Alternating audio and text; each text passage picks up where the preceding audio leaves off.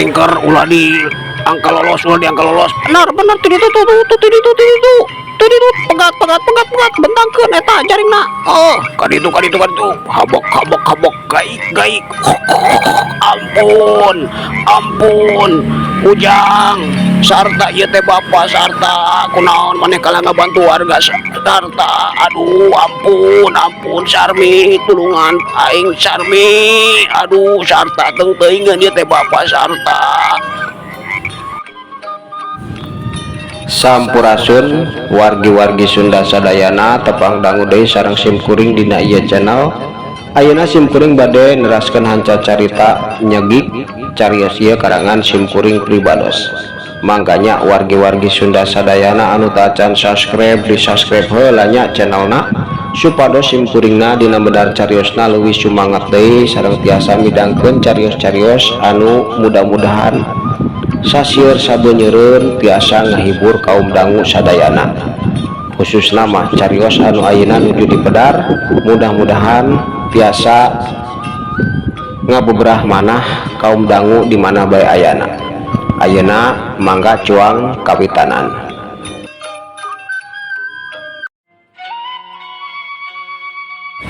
Sarta jeung Santi waktu harita barengong barang ningali kayaan indung bapa sarta waktu eta balabab belebeb kawas nyuripu rek nyarita. Bapak kunaon bapak mak kunaon. Nah aya nu salah ucapan Santi teh ieu teh Santi wanoja anu tos dicarioskeun ku abdi ka bapa sareng mak. Abdi teh gaduh kabogoh tayeu anjeunna ayeuna hoyong tepang sareng bapak sareng emak kunaon tapi bapak geuningan kala ka kieu bapak emak kunaon. Jek sarta waktu harita terus-terusan nanya kitu. Henteu ieu teh bapak teh keur tengaranna sungut pugu oge. Aduh hampura ieu hampura lain kunaon bingung bapak teh nyarita teh ripuh. Cek mangkomod akhirna mah manehna teh bisa nyarita oge sanajan tetep masih keneh ngagibrig awakna teh sarua jeung Bisarmi waktu eta geuningan bisa ngarasakeun anu dina waktu harita ku mangkomod karasa. Bener ripuh kieu aduh cilaka aduh cilaka aduh kumaha ieu mah aduh ni ripuh kieu naon dieu aduh sungguh teh ripuh kieu aduh kumari mak mana teu naon mana. Cek mangkomod waktu harita langsung nanya kitu ka Bisarmi. Puguh oge sarua mah oge sarta sarua akang kuring oge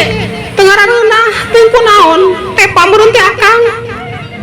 Cek Bisarmi waktu eta kapaksa manehna ngajawab kitu. Aduh atuh lamun kieu mah teu kenging diantepkeun mak bapak parios atuh ka dokter parios bisi kumaha onam keteh cilaka berenang bapak mak. Cek sarta waktu harita langsung nyarita kitu bari neuteup ka indung bapana. Laras mak bapak upami aya nu diros teu kenging diantepkeun Kang atuh ayo ayeuna cuang jajabkeun ka dokter heula mas sareng Bapak akan pengen diantapkan karunya akan karunya. Cek Santi waktu harita Santi oge nyarita kulantaran dina pikir bisi kitu anu karasa ku inung bapa sarta atuh mangkomod jeung Bisarmi teh ngaranjuk kulantaran lamun bener maranehna dianter ku sarta jeung Santi ka dokter pasti engke teh dokter bakal nyaritakeun eueuh penyakit naon anu dirasa kulantaran bener waktu harita maranehna lain ngarasakeun boga penyakit tapi kulantaran kacida panasna barang ngadenge ucapan salam Santi. Ente ayeuna geus rada leung teu ieu mah ieu meureun radang doang lah. Bapa jeung mama teradi kurasa pariksa ari penyakit leutik mah kecuali penyakit gede geus lah geus. Nu penting mah ayeuna meureunan bapa oge kacida bagjana bisa panggil jeung calon minantu. Aduh bisaan maneh teh sarta milih wanoja anu kacil. Aduh lari kene ngomong ge ieu bagja maneh teh kulantaran kacida herang na ieu. Santi teh nuhun nyai nuhun tapi nyai teh nah moal ieu moal nyesel daek bebarengan jeung sarta komodei daek dikawin ku sarta moal nyesel nyai teh moal nyesel cek mangkomod waktu harita sanajan rada ripuh kene oge ngomongna kapaksa nanya kitu jeung tangtuna manehna jeung pamajikanna teh sama sakali teu ngajawab salam Santi. Itu Bapak itu piraku nyesel memang naon anu matak dipika nyesel tu deui abdi itu anu aya oge abdi teh kacida bagjana bingah abdi teh Bapak bingah anu benar nyai anu benar bungah nyai teh boga papacangan kawasarta bisi sote nyesel nyai teh cek Bisarmi waktu harita Bisarmi oge njalangkeun kitu. Itu emang itu piraku nyesel oge nyesel kunaon bae na oge itu anu aya oge meureunan Kang sarta anu nyesel ngagaduhan kabogoh teh wanoja lembur itu kaos anu sanes abdi mah sapopoe teh aya di lembur aya di pasantren untuk kawas wanoja kota karinding tinggal itu kapan di dieu teh di kampus wanoja anu garinding garelis abdi mah kieu da kumaha abdi mah sakieu kaayaanana Bapak mah cek Santi waktu harita langsung ngajawab gitu bari ngagelenyu imut atuh waktu eta sarta teh nimbrung kana caritaan inung bapana tos ulah nyarioskeun anu kitu Bapak mah kenging ngawiwirang diri abdi justru abdi anu wirang kumargi abdi teh rumaos di pasantren teh sagala numpang tapi duka geningan Santi sareng Ibu Ramana teh alhamdulillah sanajan abdi numpang sapopoena teh ieun teu weleh nyumangetan abdi supados tetep betah di pasantren jantena abdi anu kacida erana kacida kumaha bingung abdi mah Bapak mah cek sarta waktu harita langsung nyarita kitu bari seri leutik sakedeung neuteup ka Santi anu ngagelenyu imut. Kang nyaros kitu da ama oge teu nuhunkeun akan kedah ngaluarkeun biaya untuk abdi mah kacida bagiana yang Kang teh kemudian ayeuna parantos tepang sareng mah ama sareng Bapak bagja abdi teh bagja Bapak mah hapunten nya abdi hapunten da abdi mah kieu kaayaanana cek Santi waktu harita langsung nempas gitu nya atuh geus kieu mah dina hiji waktu mah atuh kudu dibawa ka imah sarta piraku Bapak jeung emak ngan saukur papanggih jeung calon minantu teh di ieu tempat kudu dibawa ka imah ujang kudu dibawa cek Mang Komod waktu harita langsung nyarita gitu. Bener Ujang, bener ulah di bawa ngan saukur ka ieu tempat kudu dibawa ke imah supaya apal kumaha kaya di imah tapi hampura Nyai hampura bapak jeung emak teh rumasa tengah biayaan kasarta kulantaran karena biayaan kuliah oge kecida beratna jadina hampura salila ieu sarta teh numpang sagala rupana meureunana di Nyai jeung kolot Nyai hampura lain teh hayang da kumaha asal berat biaya keur kuliah oge berat cek Bisarmi waktu harita langsung nyarita gitu kulantaran boga rasa teh enak mah ngan rek jujur lamun maranehna ngabiayaan sarta masantren tangtuna matak cilaka da moal wani ngomong hartana lamun dipake ngabiayaan sarta masantren bakal hancur kahirupan maranehna tangtuna sagala rupana bakal kabongkar eta anu aya dina pamikiran Bisarmi jeung Mang Komod. Entos teu kaya nyeros kitu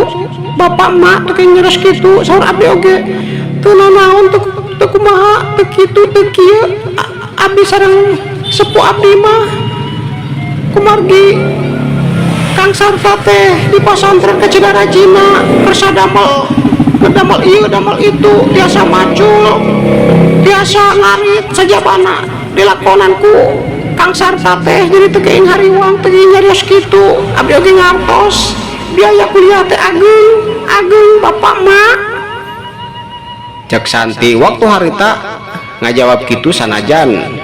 loba kabingung jeung kaaneh kulantaran lamun indung bapak Sarta nyarita kitu nyebutkeun teu mampu ngabiayaan sarta di pasantren kacida teu percaya komo dina leungeunna Bisarmi geulang meuni kacida gede herang pinuh jeung deui mobil kacida mewahna disupiran ku supir geus kanyahoan tina eta ge eueuh tanda-tanda bener-bener Mang Komod jeung Bisarmi teh teu mampu ngabiayaan sarta di pasantren ngan waktu eta kulantaran Santi teu ngarti jeung deui teu hayang masalahkeun masalah eta komo deui sarta teh lalaki anu kacida dipika cinta dipikanya aku dirina jadina sagala rupana oge teu masalah salianti kitu da loba deui santri-santri sejenna anu gratis teu mayar nu penting mah daek digawe sagawe-gawe mantuan segala rupa eta anu kudu dijalankeun ku sakabeh santri anu aya di pasantren jeung teu mayar gratis atus anggeus ngobrol ngaler ngidul di tempat parkiran maranehna teh ngalih ngobrolna di kantin anu aya di eta tempat sanggeus uplek ngobrol sagala dicaritakeun atuh beuki wanoh bae beuki loma Santi jeung indung bapak Sarta teh waktu eta kulantaran geus beurang jeung deui Sarta teh kudu geura diajar geus waktuna asup ka kelas indung bapak Sarta teh pamit ninggalkeun maranehna sanggeus Mang Komod jeung Bisarmi eueuh teh hareupeun maranehna Sarta teh neuteut ka Santi Nyai kumaha ayeuna Nyai teh bade ngantosan akang atanapi bade uih ti payun upami bade uih ti payun mangga kantun ieu bae nyawa supir berenang akang teh kajen teuing Nyai uih ti payun dianterkeun ku mobil akangan berenang sanes akang anu nganterkeun nyaina kumaha Nyai nah bade kitu atawa bade ngantosan bae cek Sarta waktu harita nyarita kitu entos abdi mah gede ngantosan Kang bae teu naon Kang sakantenan abdi bade ningali ieu barang-barang di Mo nanaon kan Kang, upami abdi nganturkeun ieu tempat bade ningalian barang-barang di mall heula, mumpung abdi ayeuna aya di kota. Kapan jarang-jarang abdi teh ngiring ke kota sareng engkang, teu nanaon kan sawios nya engkang saupamina abdi ngantur ke dieu kampus heula sakedap kumargi ari kedah ngantosan di dieu teras mah meureunnan ieu suntuk atanapi bosen abdi teh meureunnan engkang. Cek Santi waktu harita langsung ngajawab gitunya, mangga upami kitu mah nyai teu nanaon leres saupamina kedah ngajentul ieu tempat terus mah waduh atuh meureunnan ke lumutan nyai teh teu nanaon mangga tapi kedah hati-hatinya gelis hati-hati bila aya bahaya anu teu tiasa diungkulan ku nyai ke teh meureunnan engkang teh disalahkeun ku ama sareng ambu nyai ke. Cek sarta waktu harita langsung nyarita kitu bari ngaheureuyan eta wanoja. Kang lumutan kumaha? Pirak lumutan emang nabi teh barang ieu barang cienan manusia. Lamun ngajentul bae teh lami-lami mah janten lumutan karatan abdi mah sanes Kang. Anu aya ge meunana memang tahun-tahun abdi teh jadi inin-inin. Cek Santi waktu harita nyarita kitu bari malik ngaheureuyan sarta atuh puguh wae waktu eta maranehna teh sareuri tapi saenggeus rada lila ngobrol kulantaran geus waktuna sarta asup ka kelas akhirna mah maranehna teh waktu eta papisah sarta asup ka kelas. Santi oge kaluar ti eta tempat muru ka mall anu kebeneran aya di seberang jalan eta kampus. Ayeuna urang tinggalkeun heula kaayaan maranehna caturkeun di imah sigrong di hiji lembur geuningan eta imah teh boga juragan Jajuli 5 anak buahna anu geus diwarah ku Mang Komod. Waktu eta geus dariuk dihareupeun juragan Jajuli anu keur molotot kulantaran kacida ambekna sabab maranehna teh gagal dina ngajalankeun tugas jeung kulantaran kanyahuan ku Mang Kodir sapara kanca jeung geus puguh waktu ayeuna barang ngadenge geuningan maranehna 5 teh diwarah ku Mang Komod atuh beuki kacida pinuh ku kaambekna hate juragan Kodir teh. Dasar karoblok kabeh sia teh kuda untuk terapti kapan aing teh nitah saria digawe teh ngaruksak eta sawah diputing kunaon nganun burang-burang anu datang ka dinya sia goblok. Cok juragan Jajuli waktu eta langsung morowos kitu kulantaran kacida ambekna jeung deui harita teh manehna teh julang jeleng lelumpangan muteran rohangan kulantaran kacida ambek jeung bingung sabab geus yakin manehna bakal boga urusan jeung Mang Komod. Hapunten juragan, hapunten sanes tengemut kadinya tapi satadina mah kumargi eta sawah teh aya di ujung leuweung anu jauh ka lembur jauh ka ditu jauh ka dieu sugan teh tara aya anu ngontrol tapi geuningan nuju jongjon ngaruksak tos kenging kotak teh diruksak ku abdi 5 teh jol si Kodir sapara kanca datang ta eta juragan matak dewek nitah diputing oge digawena kulantaran naon sajauh-jauhna sa buni-bunina tiburang ngaranna oge tiburang teu kapanggih ku nu bogana ku pagawena bisa oge kapanggih ku tatangga sawah si Komod beureunan bakal ngalaporkeun dasar karoblog kabeh otak teh pake atuh pake lamun geus kieu rek kumaha sia tanggung jawab Andika cilaka dewek teh bakal boga masalah gede jeung si ieu jeung si Komod kumaha si Komod harita nyaritana ka Andika sakabeh kumaha sia jawab sia jawab. Cek juragan Jajuli waktu harita langsung nanya kitu bari molotot kacida siketna kana beungeut sakabeh anak buahna. Nya saurna mah kitu saurkeun cenah malamun hoyong kitu kieu langsung datang ka anjeunna sabab juragan komod teh moal ngantepkeun saurna mah anjeunna teh bakal balitungan ka juragan tapi duka bade balitungan kawas kumaha mah duka sim abdi mah kitu terang juragan cek pamimpin 5 anak buahna waktu harita ngajelaskeun eta jeung ngabejakeun sagala rupa anu kadenge jeung dititah dibejakeun ku Mang Komod ka Juragan Jajuli atuh puguh bae Juragan Jajuli teh ngahuleng manehna teh langsung diuk dina kursi can nyarita nanaon tapi beungeutna teh molotot mencerong ka 5 anak buahna anu teu wani neuteub kulantaran pinu ku kasieun. Dasar karoblog kabeh goblok gara-gara aranika teu make polo teu mikir kena jauh aya di ujung lembur aya di ujung leuweung wani ngadatangan ngaruksak sawah si Komod dina waktu perang. Dasar goblok sia teh nah hayang disiksa sugan sieu rasakeun ieu kampleng cebrot kampleng cebrot aduh ampun juragan ampun juragan ampun juragan ampun